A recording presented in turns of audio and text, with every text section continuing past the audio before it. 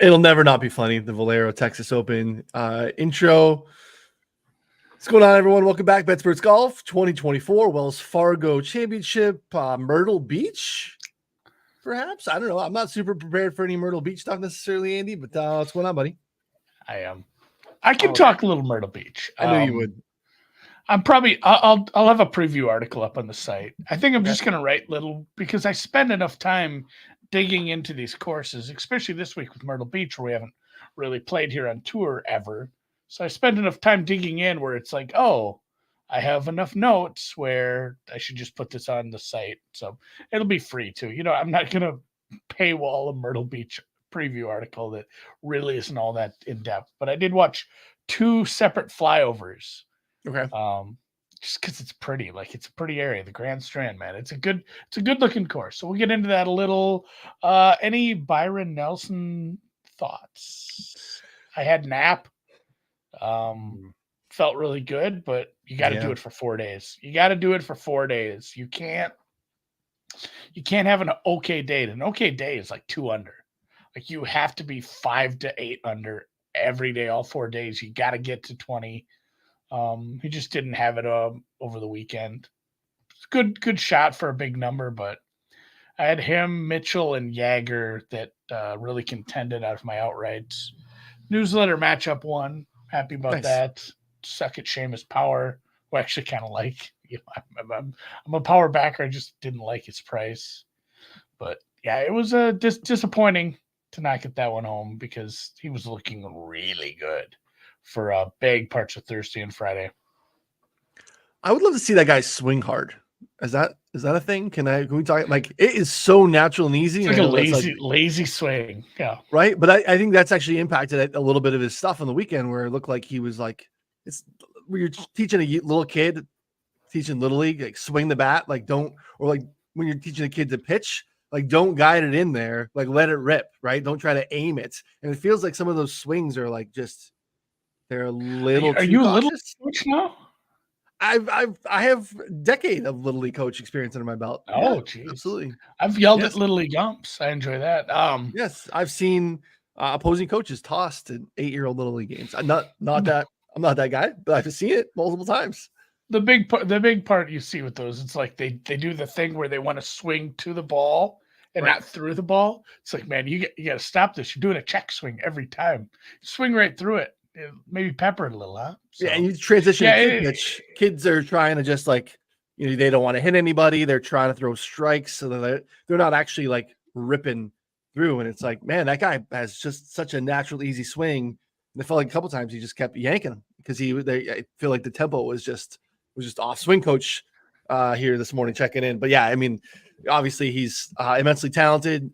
I thought he was cruising too. And it was like, is Jake Knapp a 2-time winner this year? Is that about to happen? Like, are we going to have that? And we almost did. He didn't need that much more, you know, it was just, you know, he's just leaving himself like a 20 to 25 foot putt every hole. Like he wasn't getting himself in trouble. He just wasn't throwing the darts that he had thrown on Thursday and Friday. And it's funny too, like one more last baseball thing, but I have installed a pitching rubber at home. Yes. For my, that came in the mail. It's like $20. You can just buy a pitching rubber for $20. Come to Stakes. Stuck it right in the gravel there because my daughter was complaining that, you know, it's not the same on the driveway, gravel driveway. Like, guess what? We're getting a rubber. So now I think I got to buy a plate now. She doesn't like the one I spray painted on the ground. It's not white. It's pink. So it's softball. So such is life. Yeah, I didn't catch as much golf as I would have liked to this weekend. Had some stuff going on, but same. But I did see kind of a couple kind of a final holes. Anyway, like yeah. Just I mean, like no one had bogeyed 18 all day. It was the easiest hole in the course. Ben Coles had not bogeyed anything all day either, and then to go in with a 1-shot lead and kind of have a little chunky Charlie there and get himself not get up and down and miss that 6-foot putt too. It's kind of a double whammy to not even force a playoff there. So yeah, chipping is tough. Work on your chips. Turns out winning golf tournaments is hard. Yeah, winning golf tournaments is incredibly difficult. A little easier this week. Not easier this week. Any live takeaways though? Because I know you've been plugged into to that stuff, and I know Brooks up for the PGA. Yeah, I call it the overnight double with Singapore and Adelaide, because it's like, hey, this is happening, and these are both really cool, good courses. That Singapore course was a million times better than Craig Ranch. Final Craig Ranch take looked like shit. What I did watch, every time you'd see someone like chipping or hitting an approach shot, there'd be seams from like new sod that they'd had to lay in spots. Like, it looked like shit. It looked like the worst looking course I've seen on tour for a while. Maybe we'll get some worse ones in some of these alt events, but I really doubt Myrtle Beach is going to be worse. Myrtle Beach is golf country USA. Like, it's one of the best courses down there. But Singapore was a much nicer course. I didn't get to watch much, but obviously Brooks looks good. It's not one of those Brooks just found a course that matched his skill set. It's just Brooks is better than, most of the players on the tour, most of the players on both tours when it comes down to it, if he's playing his A game. So he looked pretty good. I went back and watched a little bit of it, but that is the nice part. It's easy to like just catch YouTube clips and stuff. Yeah.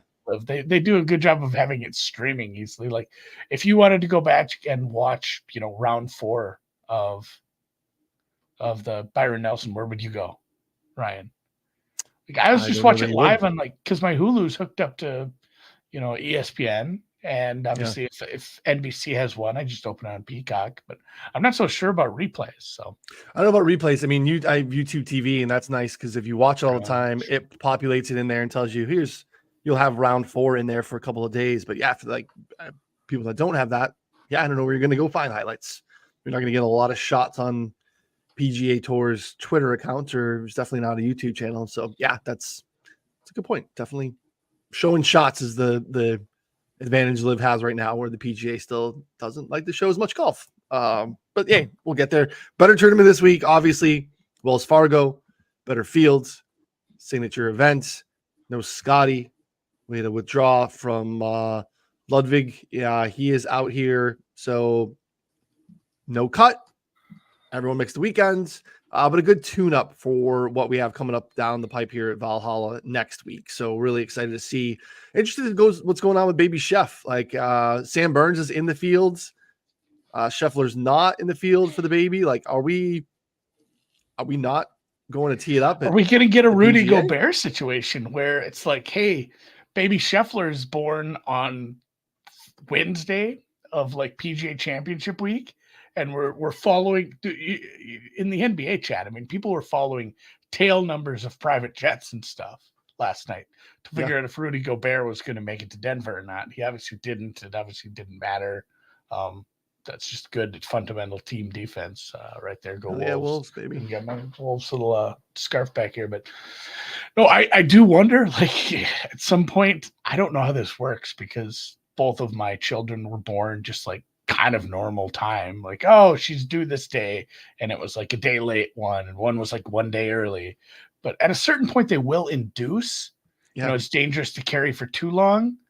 But I think you get like a full week past your due date before they talk about induction. So I don't know. Can he be like, hey, it's a major, doc. Like, we're at full term. Can we just induce? I didn't think we'd get into like OBGYN ethics in this podcast. Let's talk about it.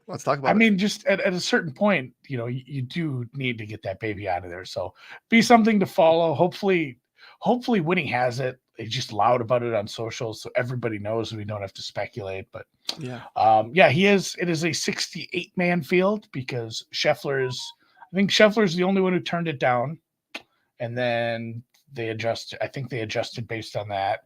But then we did have the withdrawal from Aubert with the knee. Knee is bothering him a little, and then I don't think they backfill at that point once the field is set and you have a withdrawal. So we're stuck at 68, like you said, no cut here, and then we'll touch a little Myrtle at the end. When we've had alt events in the past, or let's just say Scottish Open, Barbasol. Scottish Open is a full field.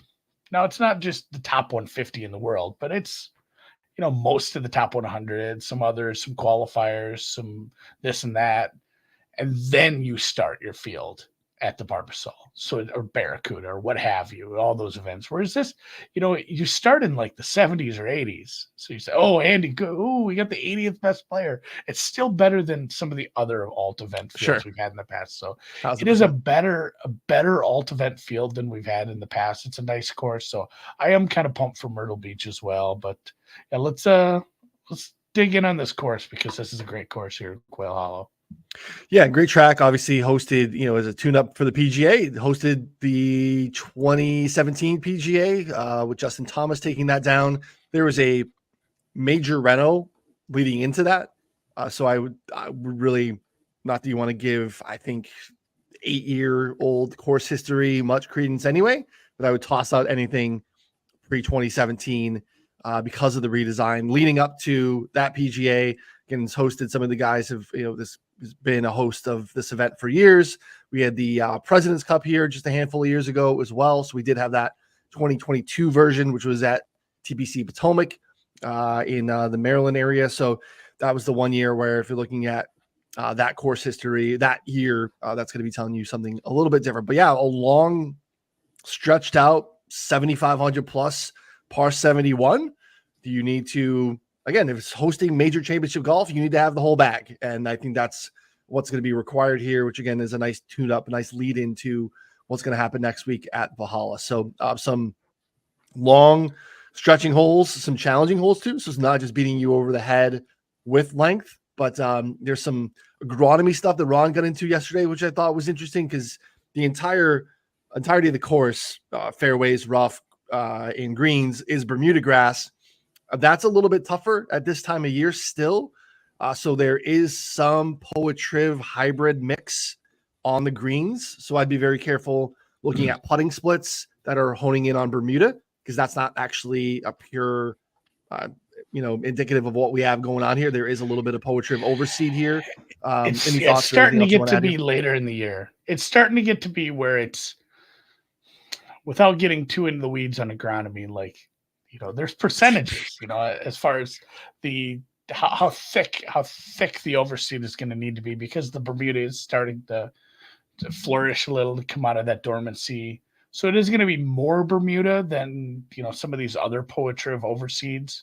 We're going to start to see more of that grain, but it's still not the pure Bermuda you'd see if you were down golfing in the Caribbean right now. If you're golfing in the South in the middle of summer, when that is truly, pure Bermuda with the grain. So little different there. The TPC Potomac, remember, if you are looking at some course history stuff, throw out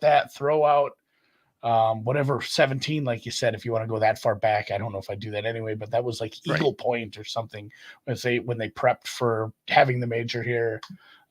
It's funny that Potomac one, I remember that well because it was like one of the first preview shows we did. Yeah. And I just not ranted and raved, but I think my main point was how tough that course was. And that, this was like US Open level tough, and we were going to have a really, a really high score win this. And then Jason Day goes out and shoots like 9 under in the first round. I'm like, oh fuck, I guess I was wrong. Ended up the winner finished 8 under in that one. Like it was I had a double. It got tough enough. It was Maxie. Yeah, it was Max. I had Max and shockingly Keegan Bradley. And there was a 3-man race with those two and Cam Young at that tough track. I'd love to see that track brought back for something too. Because that was I was gonna say it was a good course. We should do some events at some of these courses. Yeah. I like 8 to 10 under. I mean, that's good golf. Like that's of all the TPC courses, one of my favorite, and we only got to have seen it once. Yeah. Anything else on Quail Hollow I have is like what you said. It's a weird mix of holes because it's tough. It's a tough course, and it's long. It's 7,500 yard par 71. Length and distance are going to matter, but there are some holes that are, the Green Mile, the closing stretch. You're going to need distance. A good 3-hole stretch name. They're tough. Like you need well-timed aggression because you need to score where you need to score, but you need to scramble and save where you need to save. You can't. You got to understand, maybe, this is going to be a golfer by golfer decision depending on their game. Hey, I'm short off the tee. Hey, I'm a wizard with the 200 plus long irons. Here's what I can do. You have to know which holes you're going to attack, I think, ahead of time, because you can't just go out there in attack mode the whole time and expect not to get in a bunch of trouble. Yes, the rough isn't super penal. There are some of the hazards really aren't in the way, depending on how far you hit it. Mm-hmm. But these greens are tough to catch. The around the green stuff is going to be a little more difficult if you end up running off on some of these false fronts, shaved edges. Like, it is a tough course, and there are some tough holes. So you have to take advantage of those spots where you think you can score, whether it is just the fives due to your length, whether it's some of the fours that you think are attackable with your second shot. So I think it is well-timed aggression is what you're going to need for this one.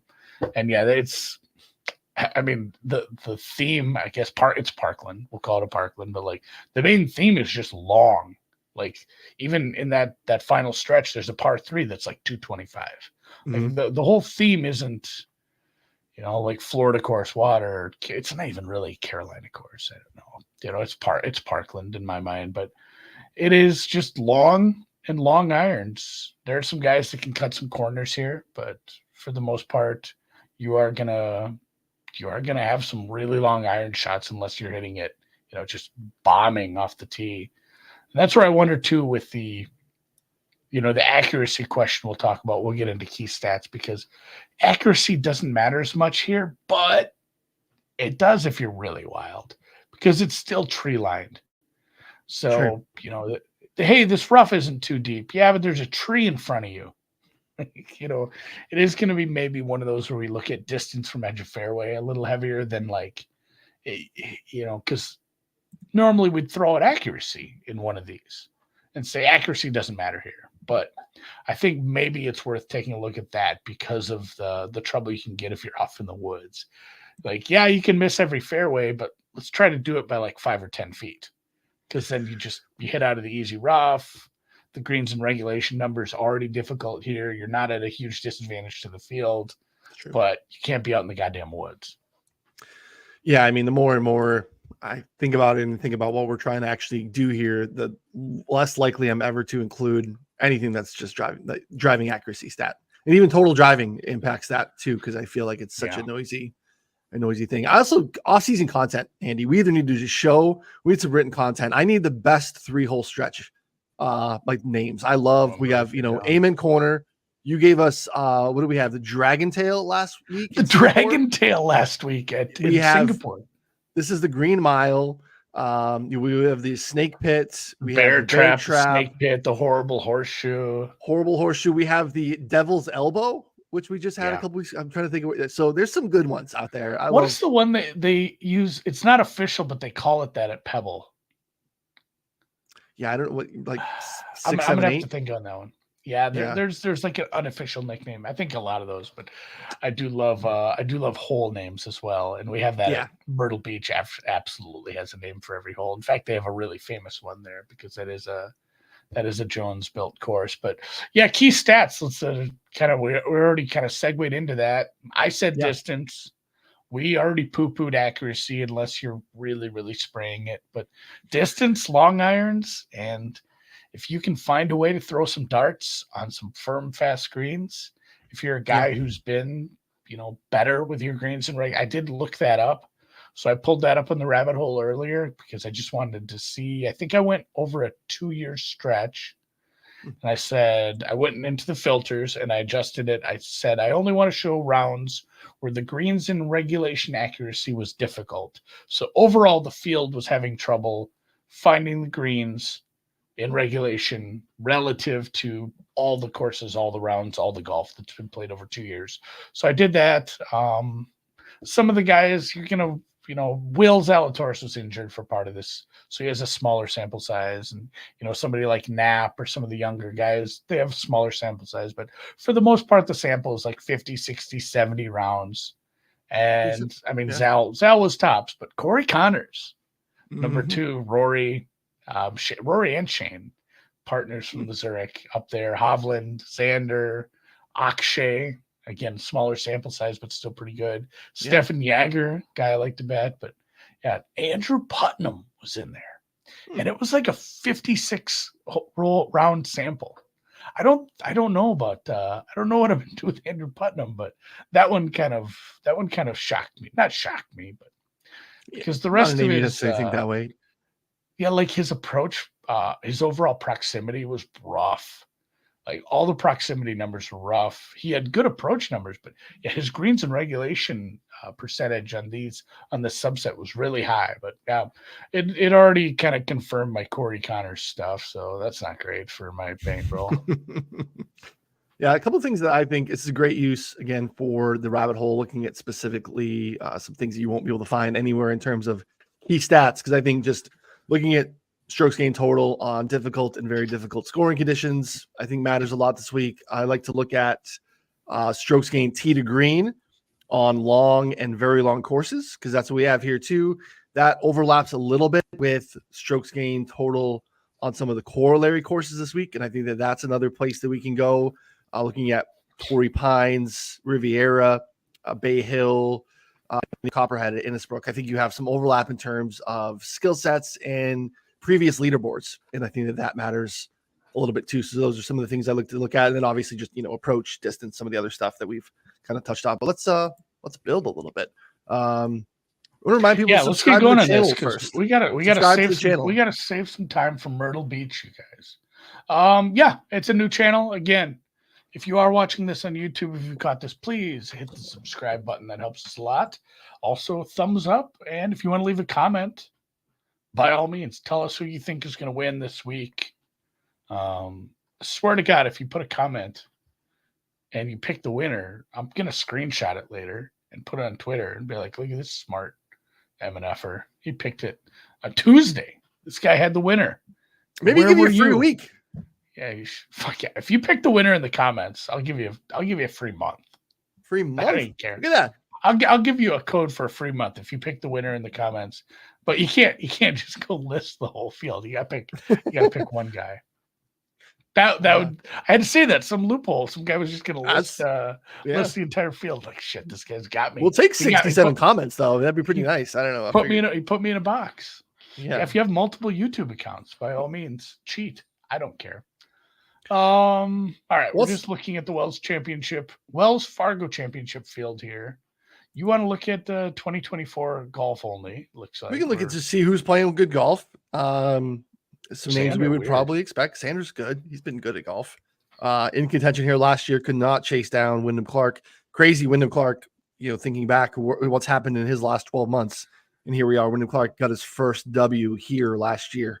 By like 3 or 4. I mean, 4 shots. Yeah. Cruised. Absolutely destroyed this place. Only hit 41% of the fairways off the tee. Poking a hole in the accuracy thing. But to your point, like, probably didn't miss by much, right? Because he didn't find himself in trees. He still was able to put himself in a position to gain. No, I think we have stats about Rory's win too, doing something similar where he didn't hit a lot of fairways, but again, his irons out of that short rough were great. He made his putts and boom. Yep. You can see here, this is what we're looking at for 2024. Thoughts on adding this? What do you want to do here in terms of some of our baseline stats? I think some of the stuff filtering with conditions in terms of long course, tough field, tough scoring conditions. Those are, I think, probably the key things I want to look at this week more than anything else. Yeah, I was thinking, instead of just driving distance, let's find some people who have just good off the tee numbers, just overall strokes gained off the tee numbers on, certain filters. If we want to filter long courses, because if we go to long courses, for the most part, we're going to find driver heavy. We're going to have a high ratio of driver off the tee. So long and very long courses off the tee numbers. So were you able to take advantage of that with your driving distance, with your carry distance, with your, anything else you wanted to get more granular? What were you able to do off the tee when length came into play? And again, Xander on top. Xander, one of the best golfers in the world. Honestly, if I had to rate him right now of people on the tour, for me, it is Scotty then Xander. I don't have anybody nearly that close to second place right now. So it's nice. This is fun. One more week without Scotty. It's like parents are out of town. We can get away with it a little bit. Yeah, totally different, man. It really is. Let's back out sample wise, 18 months. Let's see, 12 months. Look at last year because our sample was pretty small, just looking at 6 months in terms of long, very long courses. This is giving us about, these, I think, in that 30 plus range. You're still getting Xander, Rory, Stephen Yeager, Victor Hovland, Patrick Cantley, Byron. Yep.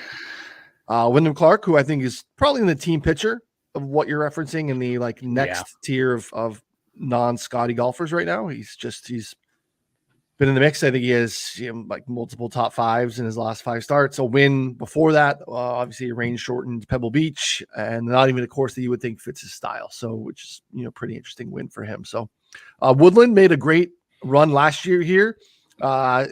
Strokes gained tee to green here last year. Your champ Wyndham Clark tick over 3.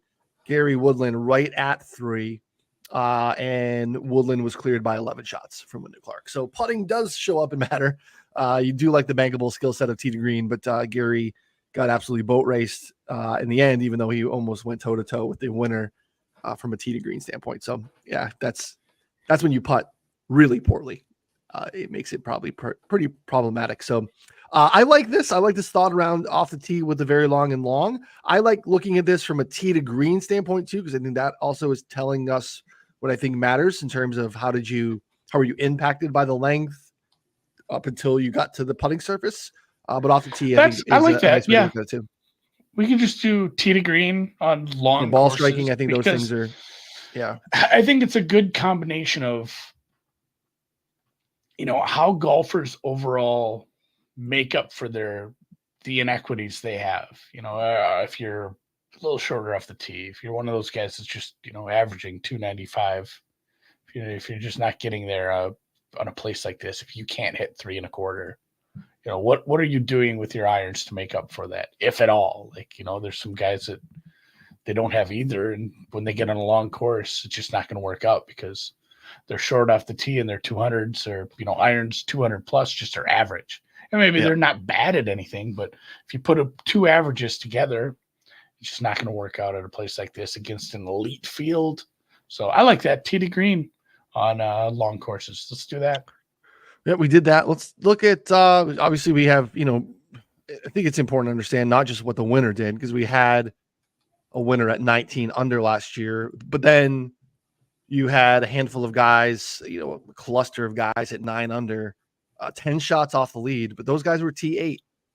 Michael Kim solo 7th place here, 9 shots off the lead at 10 under. So comparatively, this is I'd classify this as difficult or very difficult scoring conditions. These are not, it's not a place where, even though you almost got to 20 on the winner, where most of the leaderboard is pushing that way. That is not what's happening here.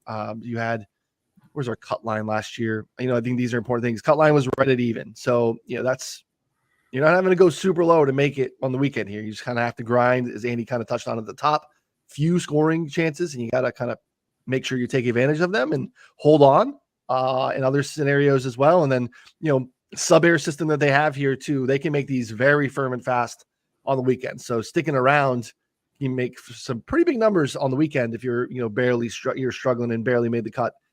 We saw that last year. Nick Hardy, 8 over, even though he made the cut, and guys, got their bags packed at even par. So firm and fast is going to matter. So difficult scoring conditions, in my opinion. So I think these are something to look at too. Strokes gained total, tee to green, ball striking, stuff like that. I think matters. Do you want to just add strokes gained total when the going gets tough?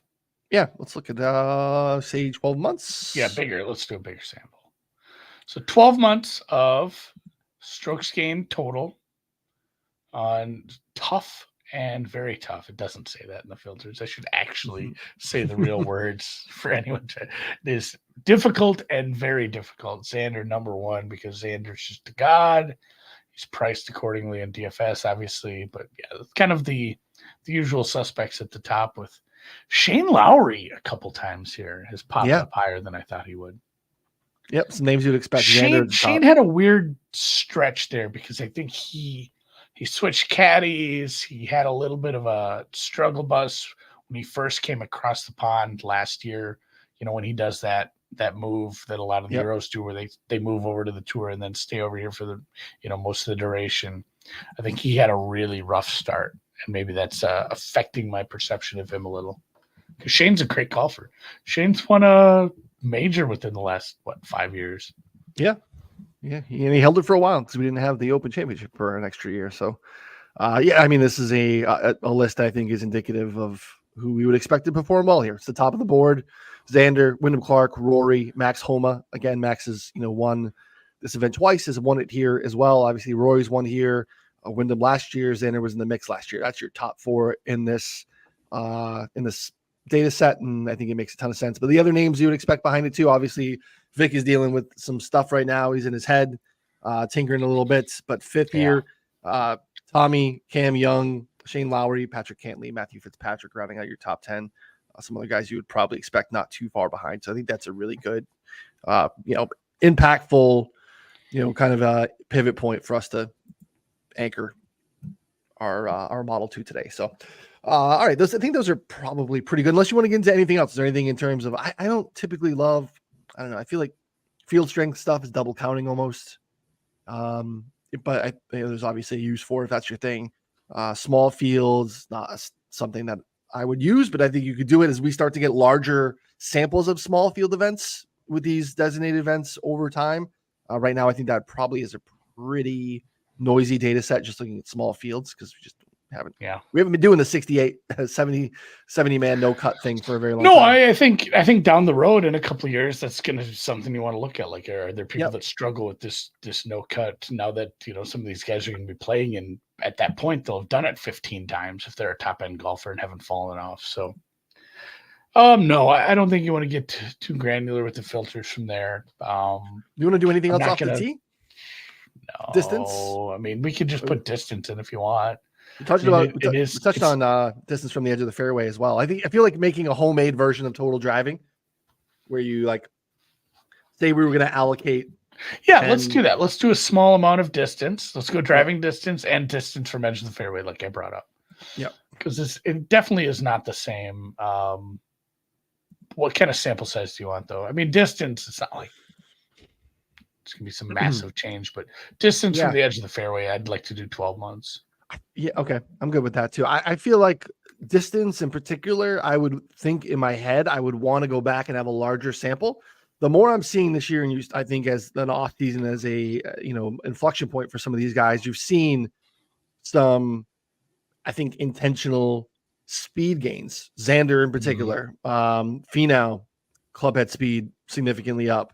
Hideki back up over compared to 2020 Hideki from a driving distance standpoint. So there seems to be some intentional gains that have happened during the offseason, guys adding clubhead speed and distance. So I'm okay with just the 6 month. I think it's kind of capturing maybe a little bit of previous stuff and some stuff, but I'm good with the distance from the edge of the fairway stuff being a little bit more longer term. So driving distance last 6 months, we'll add that. We'll make a little bit larger sample from distance from the edge of the fairway. And again, this is average feet or average distance in feet and inches from the edge of the fairway when the player misses. So instead of a binary yes, no fairway hit, which is what this is telling you, distance from the edge of the fairway is giving you, I think, a better indicator of what we're trying to capture with, are you missing the fairway? Are you still in play? Are you in that first cut? Are you not behind a tree? Like Andy mentioned, I think it's a better indicator of what we're actually looking for accuracy-wise. All right. Morikawa, Siwoo, Lucas Glover, Russell Henley, Sanjay is your top 5 there. That makes a ton of sense. Andy's boy, Andrew Putnam, popping back here as well. Andy Putts. DFAF. All right. I think that's anything putting around the green or scoring that you want to look at before we mash it together. Scoring, you could sell me on something, bogey or birdie wise, but I'm okay. I'd maybe bogey avoidance, but yeah. Okay. Anything approach wise? Anything? We obviously have a ton of shots from 175 to 200 plus. You don't want to get into anything from a proximity standpoint. A greens and reg. Do you want to look at a greens and reg filter like we talked about too, or anything at strokes gained approach? I feel like we should capture approach somewhere specifically. So yeah, we did tee to green. So I don't want to go too heavy on this, but yeah, just maybe a proximity number, because I was going to say going for green. You do need to find it on these par 5s probably, but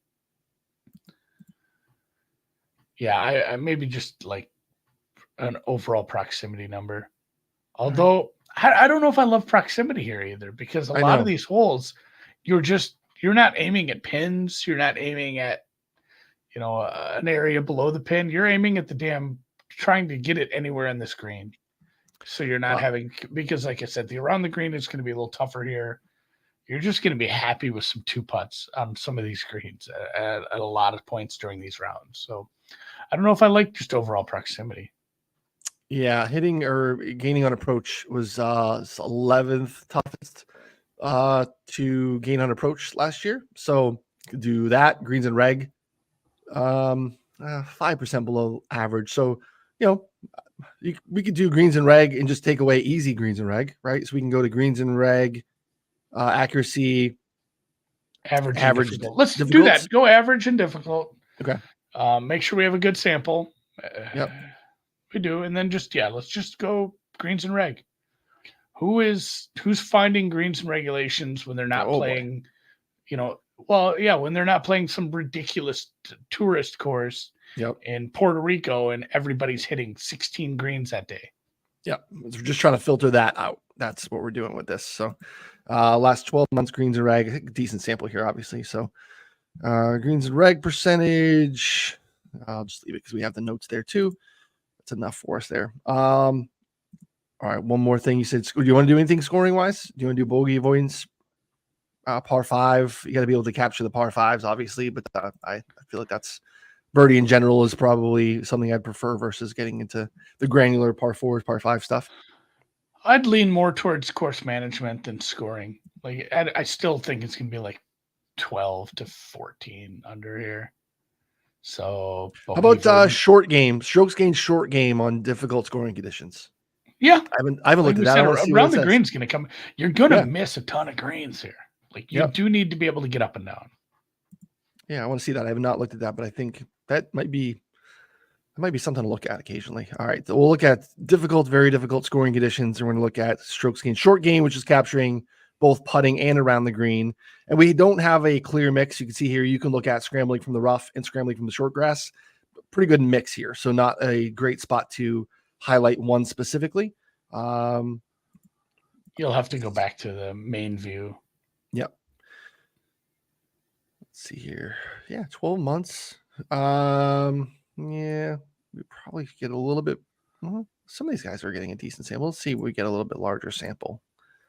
18 months bass is a little bit better. Strokes getting around the green. This is some good names. Like Brendan Todd found a way last year, putted his face off, and found his way inside the top 10 last year. It's hard to do, but you could do it when you're kind of a wizard on and around the greens. That's interesting. But yeah, let's look at short game in general because I don't want to look at just around the green. Let's see here. This is where we're gonna see Mackenzie. It's the year of Canada. God damn it, I'm betting Corey. Oh, poor Ben Cole's getting highlighted for his short game. This is yelling at you. Small sample, but Ben, we saw it, buddy. This checks out here. That was a full stroke. Full stroke, chip and putt. Mac Hughes, Wyndham Clark, Harris English played well here last year's play. Kind of his area of the country. Brendan Todd again. Xander. When you could do this, what Xander and Scotty can do from a short game standpoint is tough. Denny, similar to Brendan Todd last year, found his way into the mix, though did not gain strokes tee to green. Just putted like Denny can putt. So, but this is I think an interesting subset. So we're going to add it. It's a unique little look. I don't think we've done this before. Strokes gained, short game. It's confusing. Very SGSG. The stat's so nice, they named it twice. Very difficult scoring conditions. All right, let's build the model. Let's see it. All right, look at us. 6. This is not bad. Just 6. 6. Kept it tight. What's our most important? Probably gonna go top pretty 2 heavy on the first 2. Yeah. So we're gonna wait tee to green on long courses and total strokes gained on difficult scoring conditions, like 25 each. Good. Should take half our damn model there. And then from there, distance mattering a little bit at maybe 5. Yeah, 5 on edge of fairway. So you get 20, and then let's go 15 for the last two. I guess it's there. Okay. 100. Look at that, adding it up for us. All right. Save it as an expert report so other people can look at this if they want.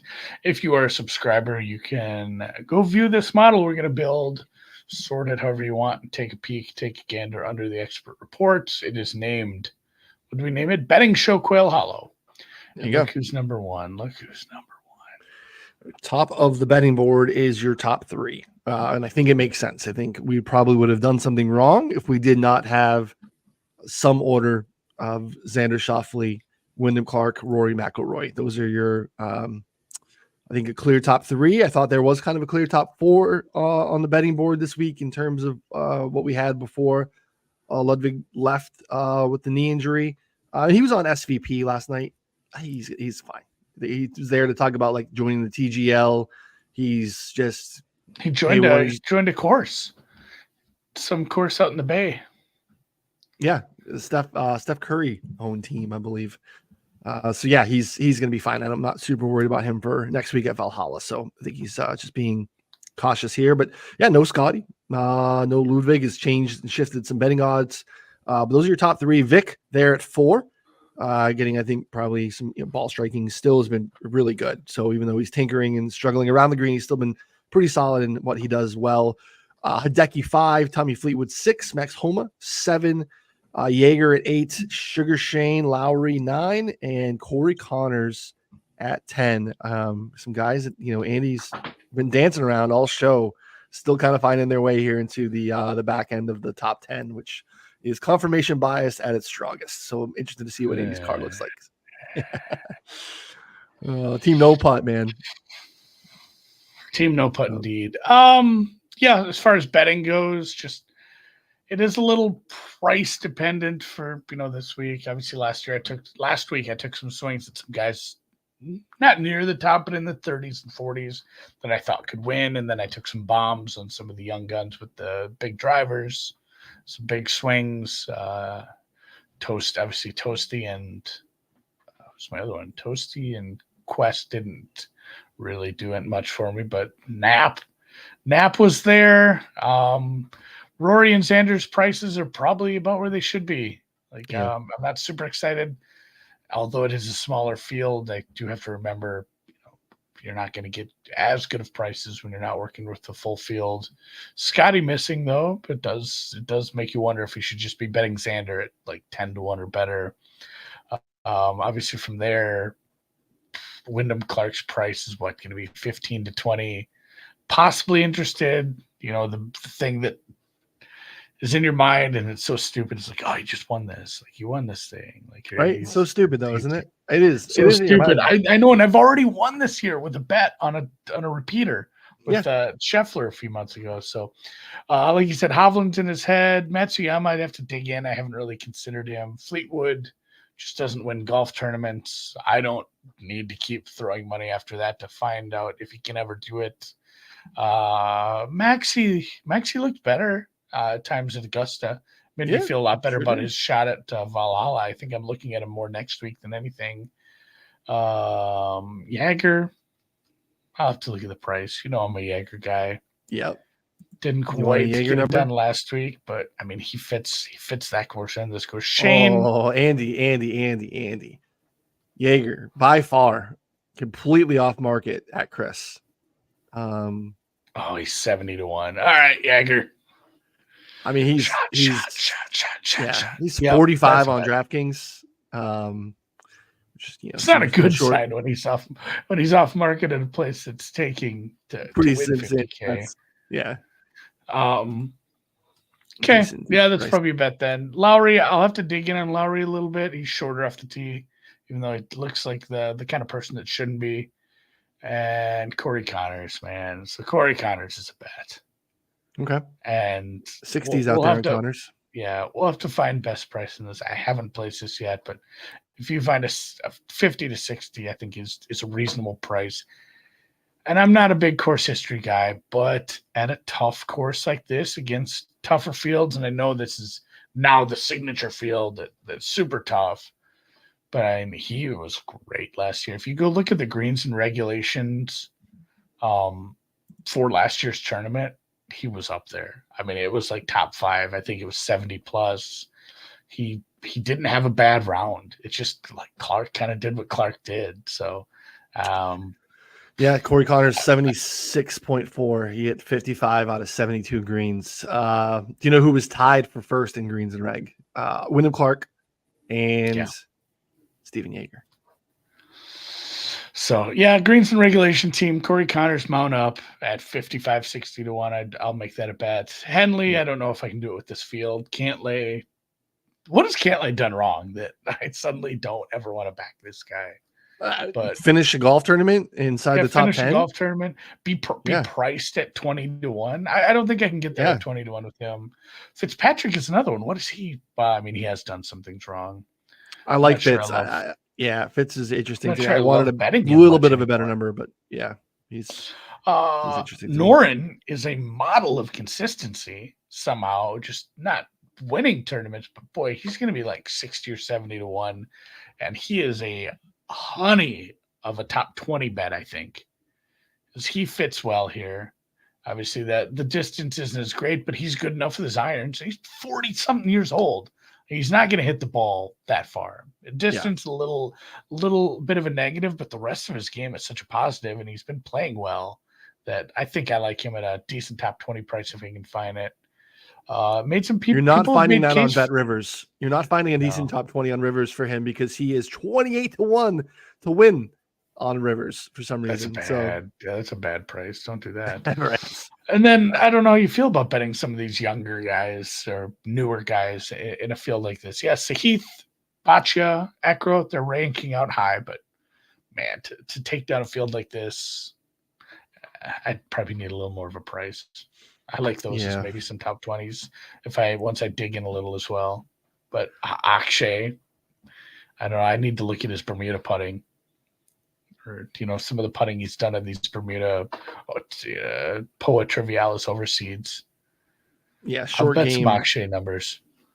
Yeah, that's what held him back in the model. 17th in the model, but 53rd in the field in strokes gained. Short game that we pulled. Yeah, I mean, Akshay is, I think, an interesting longer shot. Taylor Moore, interesting as well, but probably more finishing position bet for me than outright. I got 4 outrights. I got early stuff, and I think that really helped too, because I had the same thing you talked about, which I think is really interesting. We talk about form. You want form until you win, and then we don't want your form anymore because you just won. So, good Lord, you can't possibly go back and win again. You can't possibly win the same course, same event again. But I thought there was a clear top 4, as I mentioned, and Wyndham Clark has been awesome. It was the longest of the 4 Monday morning with 20s out there, and I took advantage of that. And now those are shorter. You're basically looking at 14s and 16s. But look, he's won 3 times. He won here, obviously, but then goes out and wins a Pebble against a small signature field and wins the U.S. Open. So he's winning against the best fields. He'd have more wins this season if not for Scotty Scheffler. Obviously could have won at Bay Hill, a great corollary course here. Probably wins or is in the mix there, obviously, at the Players as well because of Scotty. I think just a really good setup for him this week. So I liked the 20 on him. I got in on Hideki. Hideki, great form leading up to the Masters. We haven't seen him since.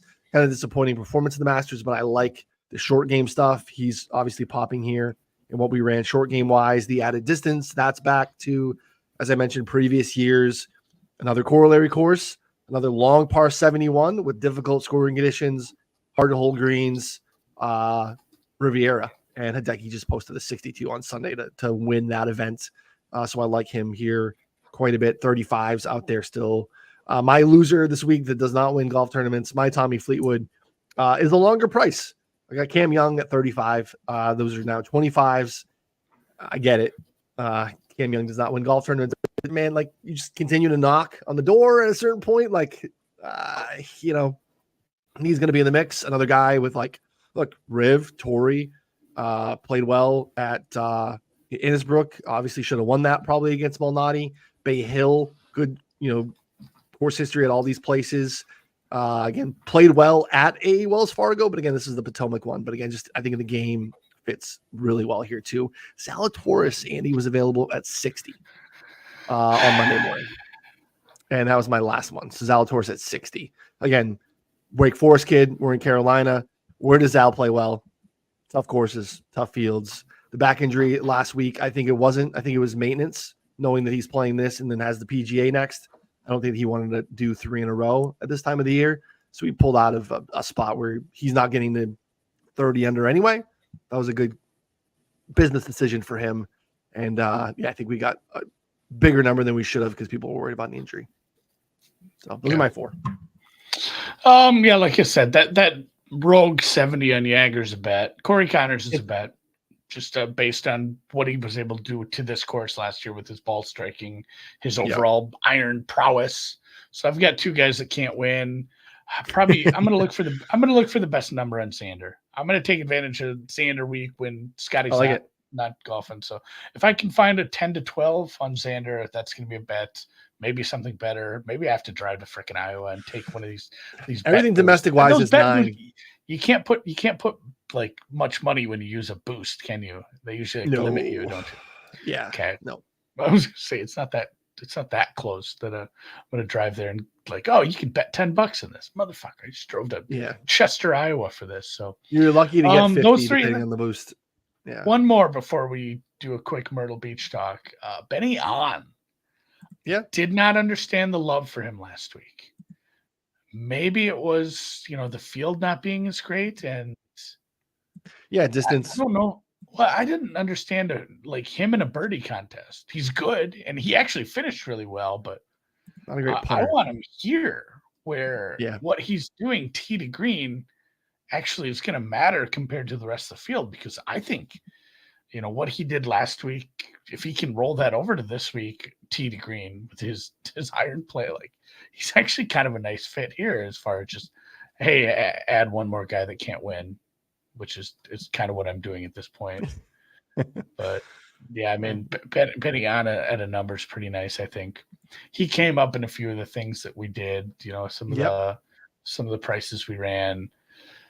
He was just, he was pretty much an elite ball striker last week, and he finished in the top 5 because of it. So it'll be a nice spot for him. I don't know. Maybe I'll have to supplement the ones that aren't Xander with some top 20 prices, because it really feels like, maybe this guy's ceilings aren't beating Xander, Rory, Clark, and everybody. Yeah, where do you go? Oh yeah, he's 27th. So yeah, distance from the edge of the fairway is a problem for him in short game, as you mentioned. Tee to green in these scenarios, decent mid pack for strokes gained total. What was our filter here? Yeah, difficult, very difficult. So in the mix. I do agree with you. Better fit here than last week. So Myrtle. Let's look at Myrtle here. Let's just see. We're looking for me. I'm gonna build a Myrtle model. The Myrtle Beach Classic. This is the first year we're ever having it. Don't go looking for go looking for comps. Although if you are, and IT's not in the field, but the PGA Professional National Championship in 2014 was held here. Okay. Winner. How's blocking? Block. Yes. Blocky. Yes. You knew I wasn't bringing that up for some rando. Love it. They have used this tournament for it used to be the, whatever it was before the Corn Ferry, the qualifying tour. Ben Crenshaw won here. Oh, okay. To qualify the tour in 73, but yeah, it's par 71, 7,300 yards. It's not really coastal though. It's in Myrtle Beach. Myrtle Beach is a beach town. Myrtle Beach is an ocean town. It's more Carolina than beach for sure. It's more Carolina than coastal. It's a Robert Trent Jones design. His kid redesigned it and worked on it a few times. But anytime Reese Jones would do any sort of renovations, he does keep he keeps the Jones signature stuff. If you've ever golfed down in Myrtle Beach, this does have the signature hole, the 13th. It is a 625 yard par 5 called Waterloo, and it dog legs damn near 90 degrees around the water, and it is it is daunting. There are some longer holes. They did make this a 71. It used to be a 72. They changed the 8th hole, I believe, from a 5 to a 4. But there's some decent distance. There's some distance in the 3s. If you want to go comps, honestly, Quail Hollow. Any Carolina course, Pinehurst, Sedgefield.